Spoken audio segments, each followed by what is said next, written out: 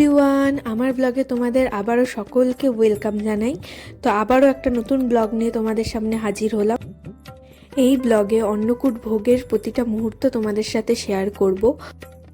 এই পুজোটা দিওয়ালির পরে আর ভাইফোঁটার আগে হয়ে থাকে। তো এবার ভাইফোঁটার আগের দিনই পড়েছিল পুজোটা, আর তার আগের দিন থেকেই সমস্ত অ্যারেঞ্জমেন্ট শুরু হয়ে গিয়েছিল। কারণ অনেক বড় অ্যারেঞ্জমেন্ট করা হয়, 56 রকম ভোগ রান্না করতে হয় এই পুজোর দিনে। এত রকম রান্নার জন্য অনেক রকম সবজি কাটাকাটি ছিল, তাই আগের দিন থেকেই সবাই কাটাকাটি শুরু করে দিয়েছিল। আর ইনি হলেন রাজা মামা, মানে যার বাড়িতে পুজোটা হয়ে থাকে, আর উনি নিজের হাতেই পুজো করেন। সেটা তোমরা পুরো ভিডিওটা দেখলেই বুঝতে পারবে যে কত সুন্দর করে উনি নিজের হাতে সমস্তটা করেন। আর রান্না মানে 56 রকম ভোগও উনি নিজে হাতে রান্না করবেন। সবজি ওনারা কেটে দিয়ে চলে গিয়েছিল, যারা সবজি কাটতে এসেছিল, আর রান্নাগুলো সমস্ত উনি নিজের হাতে করেছেন। মানে 56 রকম ভোগ যা যা আছে, যা যা তোমরা দেখতে পাচ্ছ, সমস্ত কিছু উনি নিজে হাতে সারা রাত জেগে রান্না করেছিলেন। কারণ পরের দিন 12টার আগে ভোগ চড়াতে হবে ঠাকুরকে। তো সেই কারণে পুজোটা হয় আমাদের বাড়ির অপোজিটেই, রাজা মামার বাড়িতে। আর মাম্মা মানে আমার শাশুড়ি মা ওনাকে নিজের ভাইয়ের মতোই মানে, আর ভাই বলেই ডাকে। তো সেই কারণেই আমরা রাজা মামা বলে ডাকি। তো এই দেখো, এখন অন্নকূট ভোগ সাজানো হচ্ছে, যেটা মামা নিজের হাতেই সাজাচ্ছে। আর সারা রাত ধরে রান্না করার পর সমস্ত রকম রান্না কমপ্লিট করে এখন ভোগ সাজানো হচ্ছে। মানে মাম্মা আর রাজা মামা দুজন মিলেই এই ভোগ সাজানোর দায়িত্বে আছে। মানে মামা নিজেই করে সবটা, এবার মাম্মাও সাথে আছে। আর সাথে চলছে বাইরে কীর্তন। যতক্ষণ পূজা চলবে ততক্ষণ এই কীর্তনও চলবে।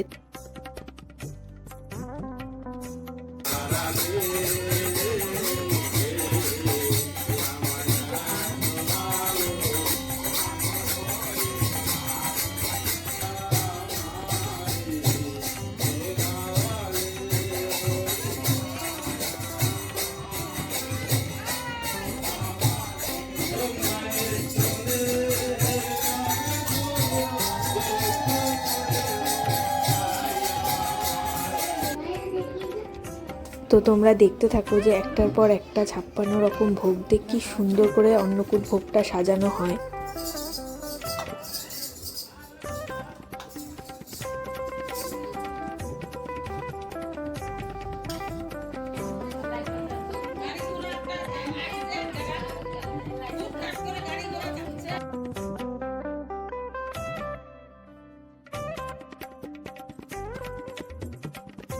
তো অন্নকূট ভোগ সাজানো কমপ্লিট। তোমরাই দেখো কত সুন্দর লাগছে।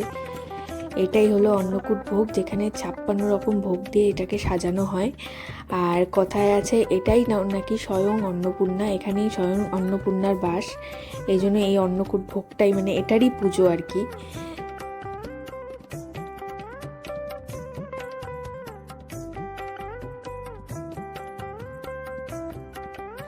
আর এই দেখো, এটা হলো মামার বাড়ির রাধাকৃষ্ণ। কি সুন্দর মূর্তিটা, তোমরাই দেখো, দেখেই যেন চোখ জুড়িয়ে যায়।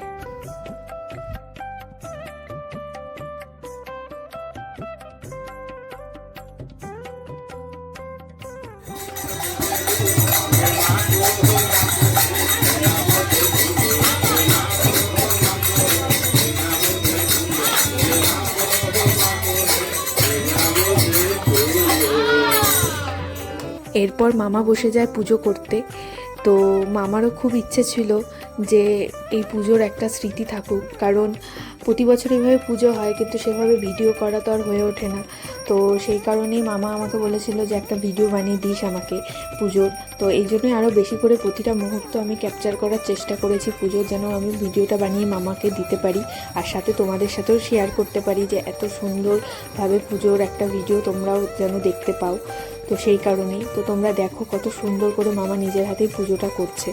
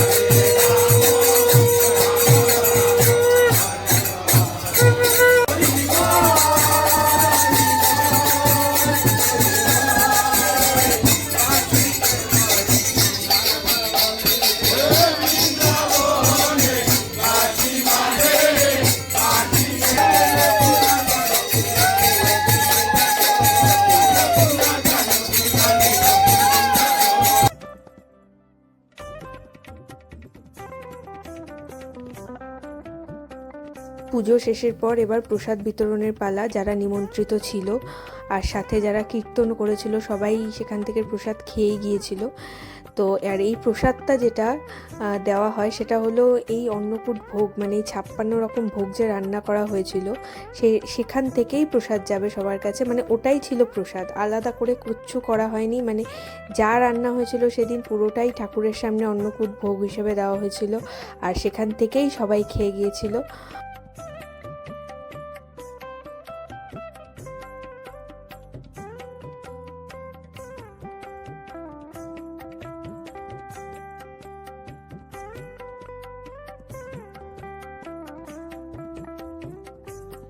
আর সব শেষে এসে দইয়ের পাতিলটা পরে আমার ভাগ্যে। মাম্মা রেখে দিয়েছিল প্রসাদ থেকে আমার জন্য। মানে আমি খালি যতই দই খাই না কেন, লাস্টে এই পাতিল থেকে দই খাওয়ার মজাই আলাদা। মানে আমি খুব ভালোবাসি এভাবে দই খেতে, তো সেই কারণে মাম্মা আমার জন্য রেখে দিয়েছিল পাতিলটা লাস্টে।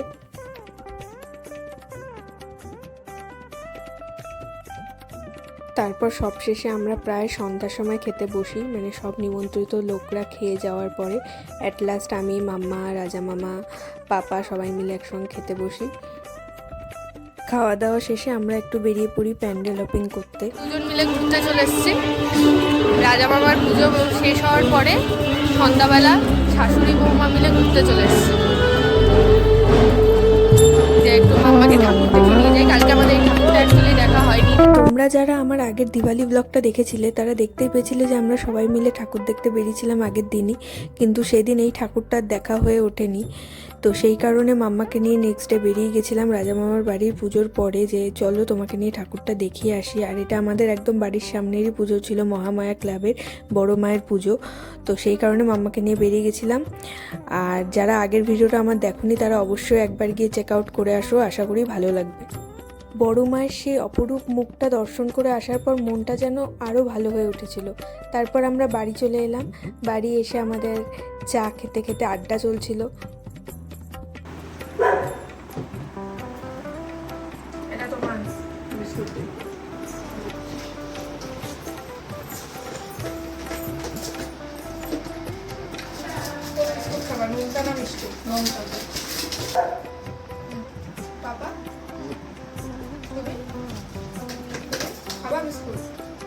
তো আমাদের আড্ডা তো এভাবে চলতেই থাকবে, কিন্তু ভিডিওটা তো কোথাও একটা শেষ করতে হবে। তাই আজকের ভিডিওটা আমি এখানেই শেষ করলাম। ভিডিওটা কেমন লাগলো সেটা অবশ্যই কমেন্ট সেকশনে লিখে জানিও। আর ভালো লাগলে অবশ্যই লাইক, শেয়ার অ্যান্ড সাবস্ক্রাইব করে দিও। তোমাদের সঙ্গে আবারও নেক্সট ব্লগে অবশ্যই দেখা হচ্ছে। আর তোমরা একটু সাপোর্ট করো আর এভাবেই পাশে থেকো। ভিডিওটা আমি এখানেই শেষ করলাম।